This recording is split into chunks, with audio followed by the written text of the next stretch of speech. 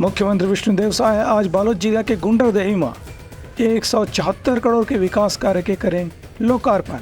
मुख्यमंत्री विष्णुदेव साय आज बालोद जिला में विभिन्न विकास कार्य के लोकार्पण करीन। ये मौका में मुख्यमंत्री करीबन 173 करोड़ रुपए से ज़्यादा के 83 विकास कार्य के भूमि पूजन और लोकार्पण करी।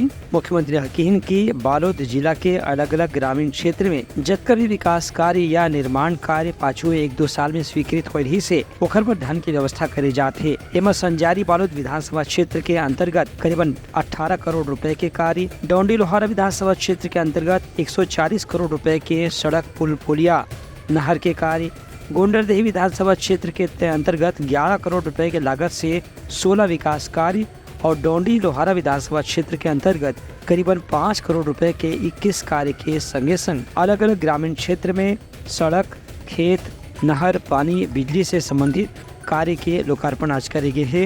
ये मौका में मुख्यमंत्री हकीन की स्थानीय लोगन के मांग के बाद यह विकास कार्य के नवा रूप देखे बर मिली और जैसन लोगन के मांग हो ही ओखर अनुसार अतिरिक्त धनराशि भी स्वीकृत करे जाही। ब्यूरो रिपोर्ट उत्तलंघा न्यूज़।